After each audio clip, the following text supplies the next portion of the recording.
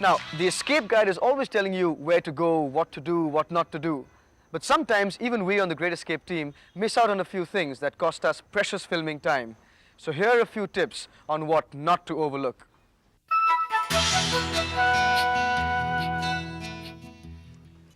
The next time you want to take a holiday with your car, pamper her. Send her for a service.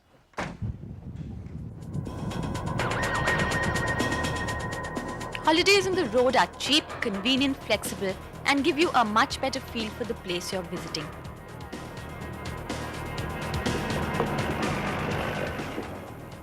And speaking from experience, if your vehicle is not in tip-top condition, you won't get very far.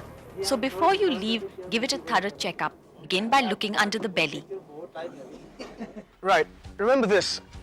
Before you touch any of the parts that lie under the bonnet of your car, make sure that your car has cooled down completely.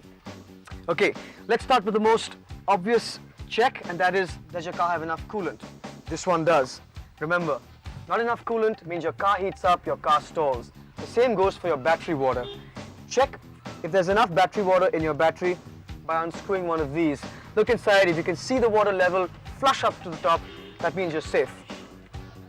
Check for brake oil. Now here you can see the brake oil from the outside. There is more than enough brake oil, but if you ever do need to, you can always unscrew and have a look inside. Lastly, we look for engine oil.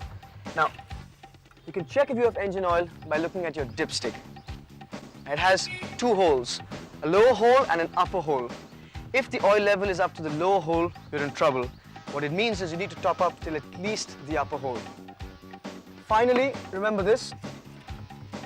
All these parts in your car have little notches which tell you minimum, maximum, low or high.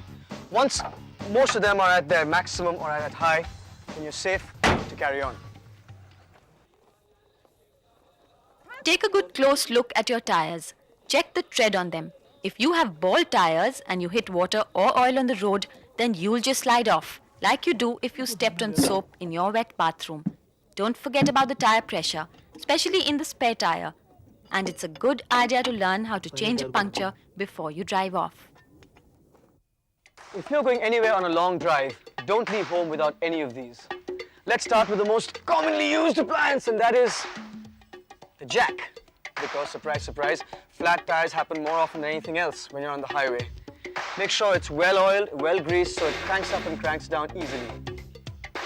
With that, you will need its helpmate, the tire spanner, to take out the nuts in your flat tire. A host of other spanners that you need under the bonnet again. You don't need to be a roadside mechanic to use these, but you might want to carry some fuses. These little things actually power your car in ways that you and I don't even know. And lastly, this is the hose pipe that connects to the radiator. Now what happens in India on long journeys is that this pipe tends to get overheated.